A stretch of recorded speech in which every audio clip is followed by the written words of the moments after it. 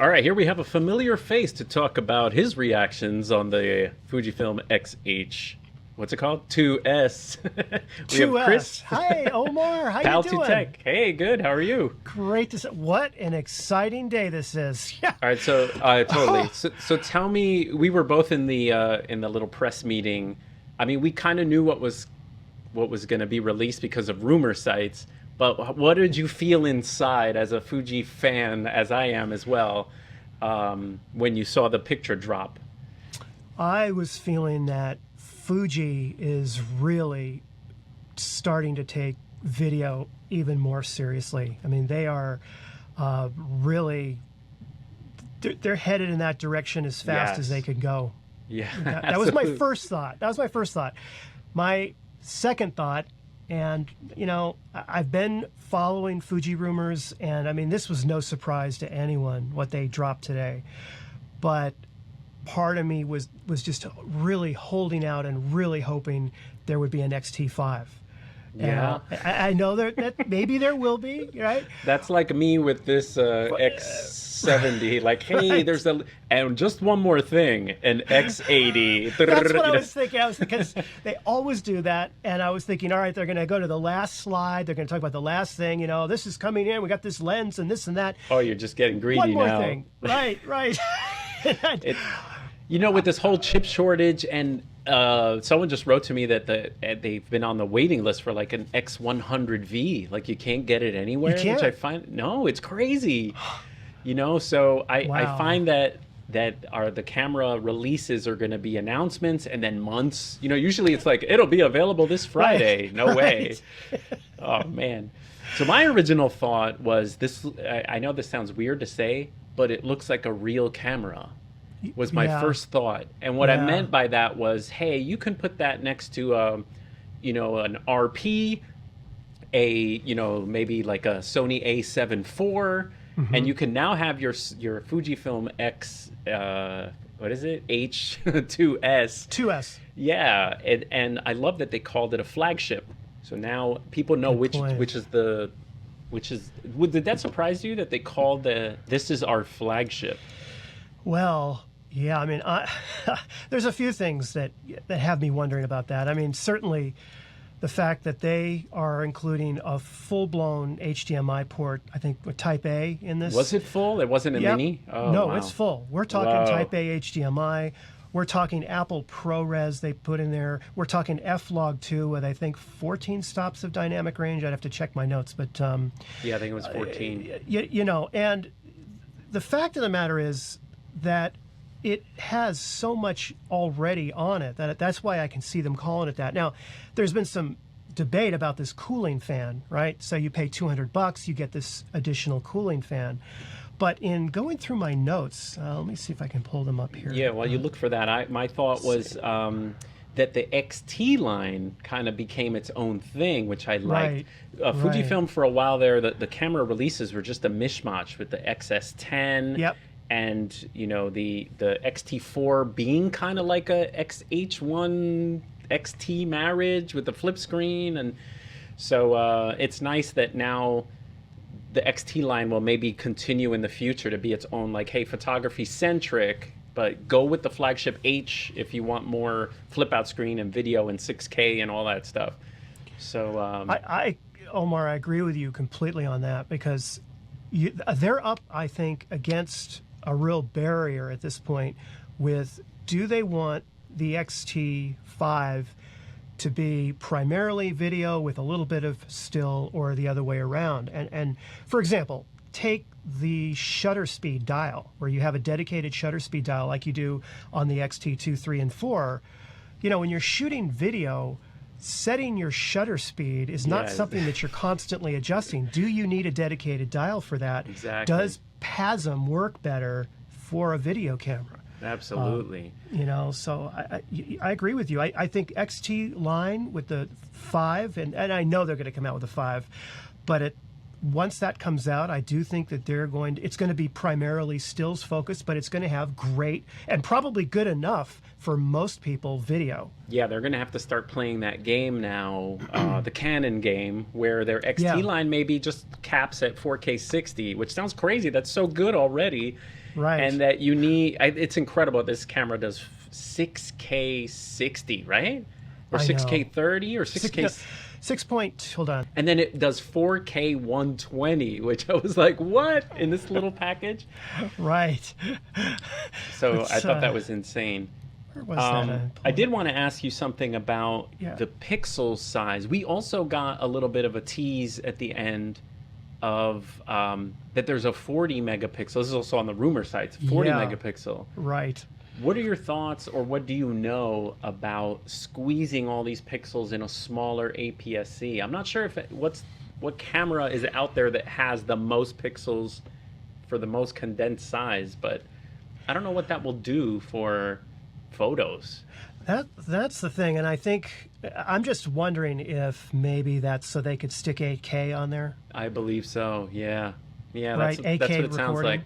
Mm-hmm. I can't honestly see why someone would need on an APS-C format 40. That just seems to me, I guess, I mean, maybe 8K video, you would get more resolution there without having to have those crop factors. But it's interesting, but it's good that they have that option if they're coming out with that for people who need 8K. But it's like, who need, again, they're trying to... Yeah. The one that they've got now that's coming out is going to have 6.2K at 30 frames a second, but it's going to shoot 4K at 120 frames a second. Oh, that's crazy. I mean, honestly, for your average behind-the-scenes videos or wedding videos, or, I mean, what would you need more than 120 frames per second at 4K for right now? I mean, it's crazy. So I think that when they say flagship, getting back to that, I do think this is their flagship model for that. Oh, and absolutely. So we have this fan. I keep going back to the coming fan back because, to the fan. No, because a lot of people are ripping on it. I mean, I've been reading online. People are like, "What? A real camera? You wouldn't have to add on a fan, or But at the end of the day, I'm looking at the specs here, and if you don't get the fan, okay, so you save the $200, you don't buy the fan. It's still impressive. You're getting 4K 60 frames a second at 240 minutes, okay? And with the fan, it's 4K 60 frames a second, 25 degrees Celsius at 240 minutes. So the fan only gives you 4K 60 frames per second in 40 degree Celsius. It bumps the camera from normally being able to record 20 minutes straight to 50 minutes straight. That's all it said in the announcement. Exactly. And I don't know too many people who are shooting, 8K, 6K things, 20 minutes straight, like the board meeting or something. So anyone using this camera is shooting clips, like cinematic clips and things like that. So I don't think it's an issue, the fan thing. And it's good that it's even an option. I mean, if you look at the Canon 5, the R5 when it came out, they just quietly hoped it wouldn't overheat or no one would notice. No one would notice. So it's nice that they acknowledge, hey, we may get some overheating. Here's an option, you know? Right. So I wish more companies would do that. Just be like, hey, it's physics here, You're shooting at a higher bit rate for a longer time. The camera's going to get hot. Now, I do want to talk a little bit about the big elephant in the room. Okay. Which is the Achilles heel of Fujifilm, which is the autofocus. And when they pulled up the little demo of like the dog and the trekking and the biker, I was just like, fingers crossed. But my big question was like, is that going to work with all our lenses? So what did you think? And do you think it's are they up there? It looked like it was up there with Sony/Canon from that demo. I'd like to be very optimistic and say, yes, based on what I saw, I think it is. However, that's a stretch they have to make. And the other, I mean, to be honest, the autofocus is something everybody wants. That's the biggest thing. You poll 100 Fuji users and you say, what's the one thing that can be improved? Oh, yeah. 9 out of 10 of them are going to say autofocus. And it comes down to processing, right? So you have all these different algorithms now inside the camera. You've got bird and automobile and bike and airplane. They even have a train one, you know. I guess that's a big market. Don't worry. You don't have to worry any longer. Let's get on the tracks. There's a bunch of tracks and a field in the background. The camera's going to see that train a-coming, you know. So, they really shouldn't advertise like shooting trains. Like, stay away from trains, okay? You know what I thought, Omar? I thought, okay, if I ever get to test this camera, which they'd have to send me a test copy. I mean, either that, because I got American Express hitmen coming after me. I can't get another camera. So if they send me an X-H2 or whatever, I was looking when the guy was going through it. I'm thinking, oh wow, well, all right, animal. I guess I could. I've got animals. Okay, that's no problem. Bird, no problem. I got to go. An airplane. What do you mean airplane autofocus? What do you go to an airport and what is that? Yeah. It's so funny. So it all comes down to processing power and the programming, and cameras are becoming less mechanical and more like computers and needing the software and the programming behind the software and how it is reading the scene and what it's doing and how it's making all those calculations. That's what's going to make the difference between, are we at Sony level or are we not? And from what I'm seeing, I'm very optimistic. I hope for Fuji's sake that, and of course we all won't know until we test it. And by the way, I mean, there's no way you can test this stuff in a couple of days. I mean, this is something that has to play itself out in lots of different scenarios. Absolutely. With different situations, shooting conditions, and like you said, Omar, different lenses. Absolutely. Yeah, and I think the biggest thing is going to be some of these legacy lenses are just like little mosquitoes when they're kind of... So at least... Hopefully those lenses will get a boost in performance, right? And hey, they may need to re-release all their lenses. They may just need to re-release them and just go with the flow. You can use the legacy lenses if your work isn't as strenuous, and then if you have running like toddlers that run, you maybe get a new 56 or a new 35. And right. Yeah, so. Well, I'm curious. They've got the XF18 to 120. What do you think of that? 18 to 120. Yeah, that was an interesting F4? lens. F4, but also very computery, very zoom. Like the zoom is not as like you turn a wheel, but it's like right. So I was like, all right, we're going back to the camcorder days. Yeah, that's what I thought. So right. I'm like, if I want to still, right? Yeah. And then you want that really cinematic, like, zooming in on the crib of the kid, really right. Slow into the nostrils. Yeah. So we could get that shot. Yes. It didn't seem like an exciting lens to me, but necessary. Right. Like Fujifilm users are, they want to carry around a prime. They want to shoot street photography. The ones that I really hear the most from.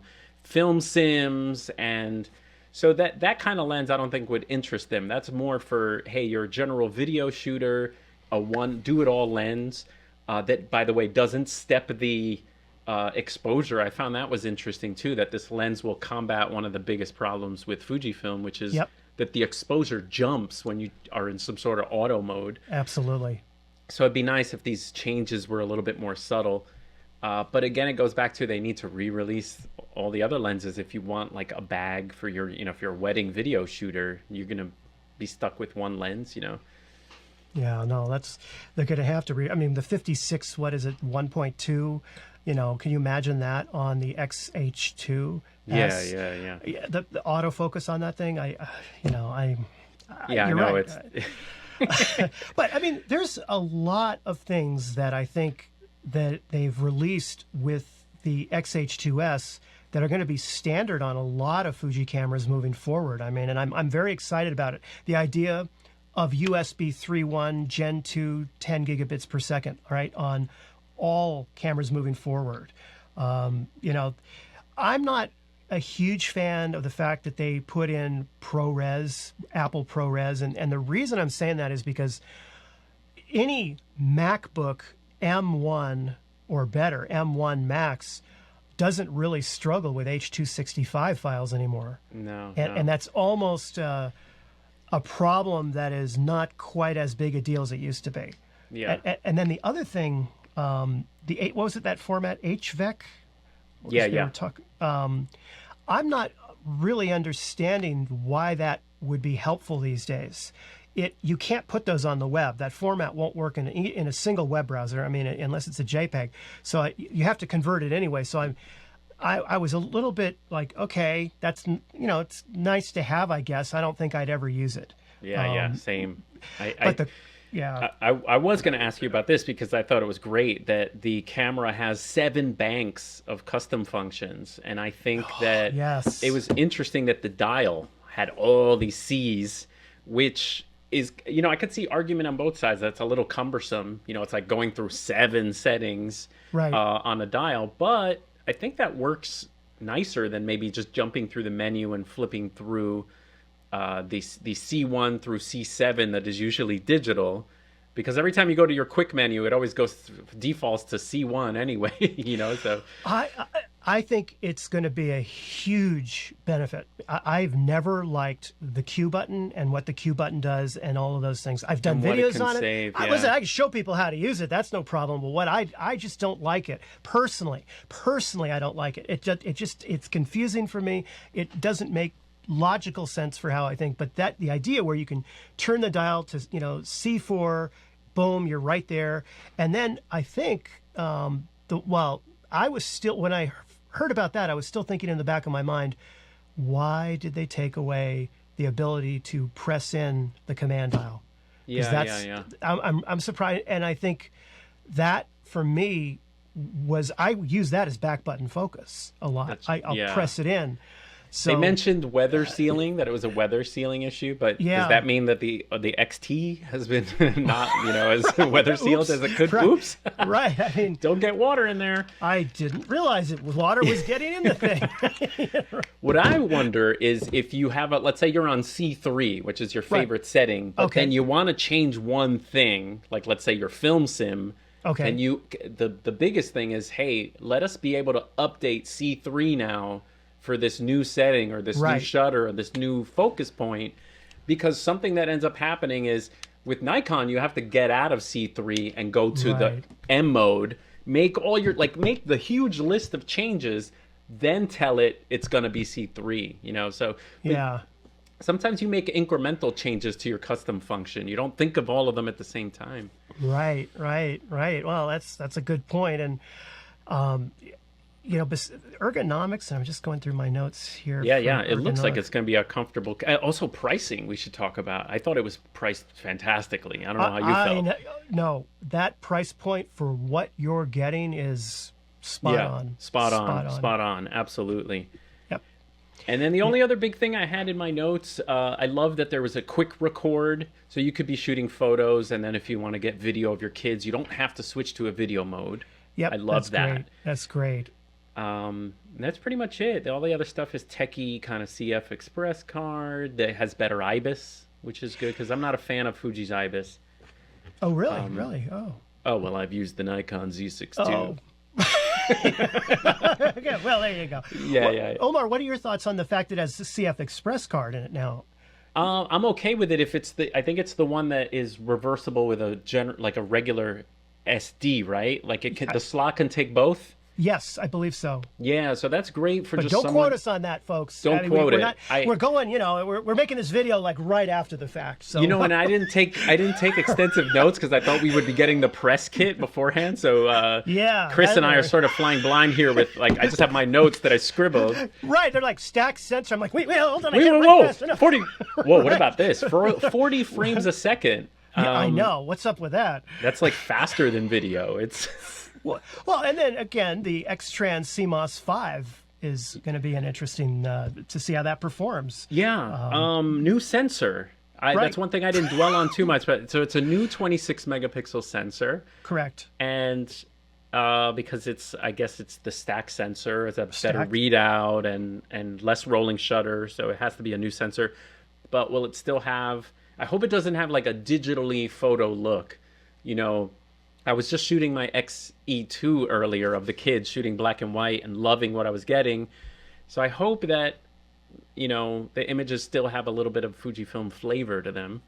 I think overall, super exciting release. And maybe in the comments, you guys can let us know what you think, and we'll get it. Yes, most people, please. you know what people are going to be angry about? That there's no firmware updates, a la Kaizen sort of. There's nothing to give the older users. Good point, Omar. So will the XT4? Yeah. Even though it has a slower processor, where's the love? Where's the love? Will it get Bird? Will it get Train autofocus? I don't think it will, and I don't think it will. It's the processor, and it comes down to the way that the fact of the matter is that we're now in a version 5. And I just don't think that they're going to be able to. Now, there's a lot of other little things they could certainly improve on for the older models. Other than, you don't want to just, people sometimes get in the habit of thinking, well, it should get all the same things that the newest cameras get. Well, it can't for hardware reasons. There's certain, but there's a lot of improvement. I just made a video recently on just a bug almost that they could fix in firmware in 5 minutes. So, there's definite areas for improvement, and I do think they've been lacking, if I may say so, in especially the love for the XT3. I haven't seen a lot of firmware updates and new enhancements for that camera. Yeah, especially they're still selling it in the new camera. package. Everyone's got one. I got one. I think I have one. I'm actually on one right now. Hi, everybody. I did I did the same thing you just did in my other video. I'm like, where's the Sony A7C? Oh, it's filming me. Except that I edit all that stuff out when I act like an idiot. But you see, I know you're keeping that in. Oh, yeah, totally. Absolutely. So, Chris, thanks so much for hanging out and sharing your thoughts. I know that you will definitely have to buy one because you have to make 100 tutorials on it. I'm gonna have to sell some gear. It's very reasonably priced. I think the price point. Let me ask you this: why wouldn't you sell the XT3 if you have an XT4? Because I'll probably sell my XT2. Oh no, that's a big mistake. I know. I demo the screens. I get so many questions on the different things about the camera. So I'll put it to you this way: if I can't get an X-H2s without selling the XT3, I probably will sell the XT3 and to pay for that. Listen, guys, subscribe to Chris. Go on his Patreon. We'll start a fundraiser. Okay, right. Telethon. Oh, this is awesome. I wish they had more of these product announcements just for the point so we could talk about it. Yeah, and we could do this more often. We can spitball different ideas about different releases each time. Yeah, it'll be great. One more question. Articulating screen, what are your thoughts on the fact they didn't go with it? I did talk about this earlier, but I feel like with this camera, it definitely needs it since it's video-centric. Mm-hmm. And I feel like I've come around to a flip-out screen if the EVF experience is wonderful, because this camera has an excellent EVF experience, apparently. Right. And so you can close the screen and use it like a traditional camera and then protect the screen, and I'm totally for that. Yeah. But a flip-out screen for photography, I'm not a fan of. It's exactly what I was going to feel. Yeah. It's funny. It's like I feel like there was one Panasonic or something that could flip up like this, but also flip around somewhere else, like down or it can tilt and also flip if you need it in a pinch. Sure. Yeah. Are you now? Question: Are you gonna get one? You gonna pick one up? I think I might get one. I mean, it's for me. It would be to play with for a whole year, to maybe bring it to portrait sessions, bring it to events. I would love to see what it can do autofocus wise. Right. And so maybe I don't know. Oh, one last thing I just realized we didn't cover, and I didn't get this in my notes. The battery life. The battery, is it the same battery as the XT4? It is, but apparently they've done some mumbo jumbo that makes it have better battery life. So. Mumbo jumbo, okay. Yeah, quote me on that. All right, Chris, thanks so much. All right, Omar, thank you, man. All right, see you next time. Bye-bye. They are. I film all my videos with it. Oh, and A7C. Right now, it follows my eye like. Yeah, I'm noticing that. I know that when I've shot with Fujifilm, it goes every now and then. It'll go. Does. If you move or you put your hand up. Look, if I put my hand up, you have a Fujifilm on right now? I have an XT3 with a Viltrox 33mm on. Is it auto? Yeah, look at that. Look how crap. Look at that. Look at that. Holy crap. Yeah. I mean, look at this. Oh my God. Okay, wait, let's do a test. Let's do a test right now. This will be an informal test between Pal2Tech and Omar Gonzalez on the autofocus capability of a Fujifilm X-H2s with a third-party Viltrox 33mm lens I have on a Face third-party Eye lens Auto. on. I have Okay, a all right. third-party lens So on. here I have goes. the Let's Tamron. see. Here we go. One, two. One, two. Oh, who's winning? This Oh. sucks. This sucks, man. You're winning.